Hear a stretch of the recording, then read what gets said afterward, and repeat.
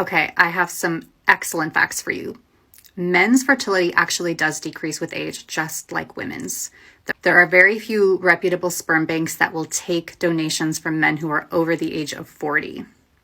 I couldn't find a single one of them that would take donations from a man over the age of 50. And that's because sperm motility is affected by age, genetic defects increase with age, etc. There's also been a lot of studies that are coming out on this topic. There's one that came out that shows that men are 30% less likely to be able to fertilize an egg after the age of 40. Men who are younger than 35 have a 52% fertility rate.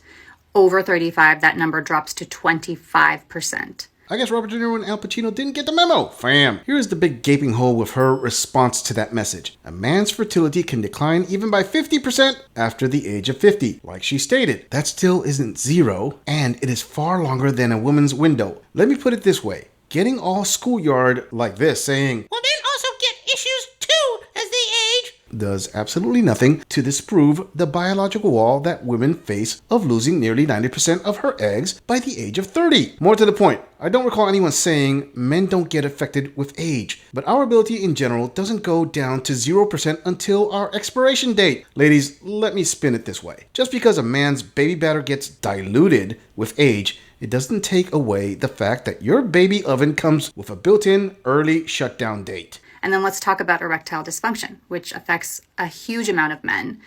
40% of men are affected by ED by the time they are 40. 70% of men have it by the time they are 70. So this idea that men are more fertile than women isn't exactly true. Their fertility is also declining as they age. Also, there's no such thing as a wall. There's no wall. She's going to sink, Captain. She can't sink. She's unsinkable. Hold up, fam. She literally stated facts that men in general can still have children by the age of 70 and then said, this idea that men are more fertile than women isn't exactly true. Seriously, fam? That is like saying the idea of an F-18 Super Hornet can fly faster than a Cessna 172 isn't exactly true. She literally provided the proof that contradicts her statement. And after all that research, her way to disprove the female biological wall is by saying, there is no such thing. Wow, I'm convinced. You blockheaded gorilla! She bet there is no such thing as a wall for men, you idiot! Oh, really? If that's what she meant, then that completely contradicts her entire point on how men don't have all their lives to have kids. Sorry, Queen, but the wall is undefeated. Moving on. Do you know what I hate about being a girl?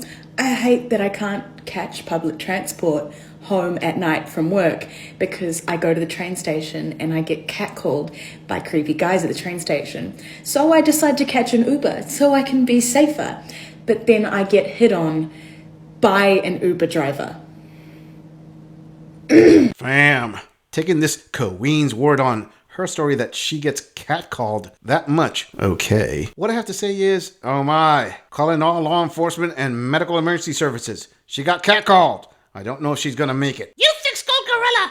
Everyone knows it is far safer to take public transportation as a man that is part of that male privilege. Oh, really? Well, I beg to differ. In fact, studies from the US, UK, and the Netherlands, links in the description, all show that men are far more likely to be victims of violence than women. I'm not saying women shouldn't be cautious taking public transportation. What I am saying is this gold medal attempt at the Victim Olympics by queens like this one are nonsensical. I don't want to sound mean. Then again, I refuse to sound disingenuous by giving into these woe is me stories when others suffer hurt complaint at a much higher rate. Moving on.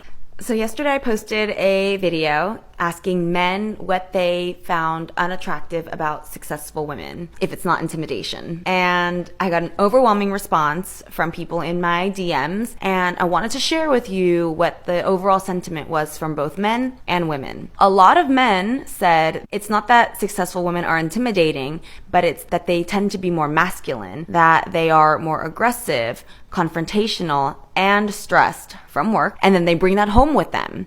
And so that they're less fun and less joyful, and therefore less feminine. A big thing that a lot of men said was that successful women are disrespectful, and that they don't care if their woman makes more money than them, but they still want the respect of someone who does. Fam, I take my hat off to this lady for actually listening to men. Key thing is that her results are actually believable. When there are other content creators who claim to have made a similar effort only to make videos divulging their quote findings, which don't really line up with reality. Boss babes are masculine. Men don't want to date themselves. The respect factor runs deeper than what she mentioned. Women who make equal or more money than a man tend to either not respect those men or lose respect for them as time goes on. There are exceptions to that rule, like a single mother who uses child support money to maintain a live-in unemployed boyfriend, or a boss babe who flies to Jamaica to pay for the local boy toys. Even those cases will eventually get old, dry up,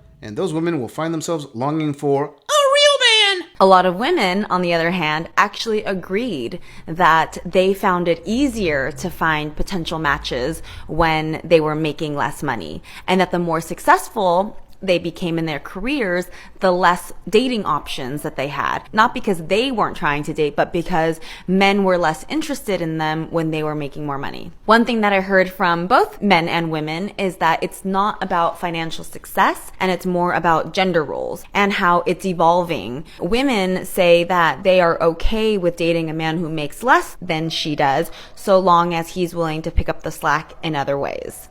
Nah, fam. That is just another example of boss babes saying something that is PC because they don't want the hive to turn on them, but acting totally different. Liar! Women can date down. It's society that has a problem with that. Oh, really? Now, why is it when you ask a woman to describe her ideal man, she usually wants someone taller, stronger, more confident, and financially better off? That isn't society. That is thousands of years of biological evolution. In fact, name 3 female celebrities, artists, or businesswomen who in the last 10 years have dated down and or married men they had to take care of. I'll wait.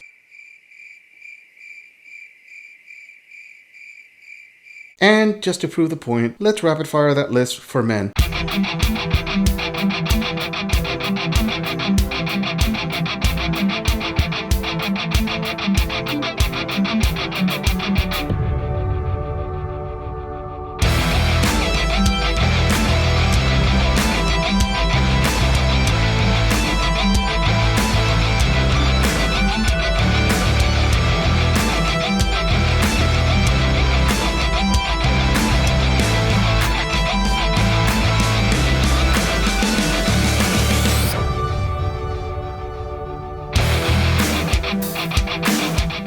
Need I say more? Moving on. Do you want to know one of the saddest realizations I recently had?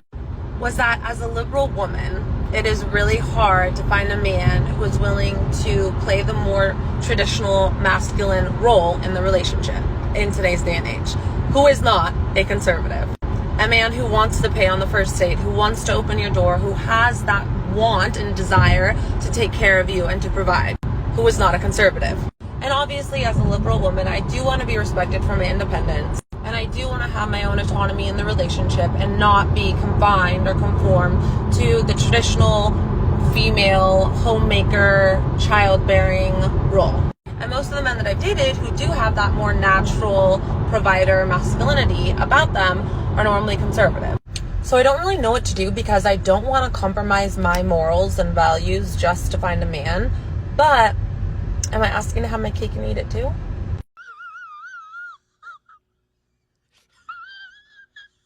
Well there, Queen. Quite the love life conundrum you find yourself in. I have said this before, and I will say it again. Ladies, modern day dating is your Frankenstein's monster, not men. They just adapted to the dating market women created. Did all of you really think that Liberation and empowerment meant you were gonna have your cake and eat it too? Hey, Queens, you are 100% liberated from those vile traditional men who subjugated previous generations of women with buying them flowers, opening their door, taking their hats off in the presence of a lady, standing up when a lady entered the room, paying for her meals, pulling out her chair, and all that nastiness is completely gone. Chivalry is deleted, and women were the ones who did it. This queen should be happy that these new age liberal men respect her too much to do any of that old-fashioned nonsense. Let those evil conservative men compel those blind traditional women with them, willing to play the more traditional masculine role in a relationship. Dang, queen. I guess that combination of a gender studies degree, always playing the victim card, and constantly shaming men tactic didn't pay off the expected dividends, huh? You lame brain gorilla.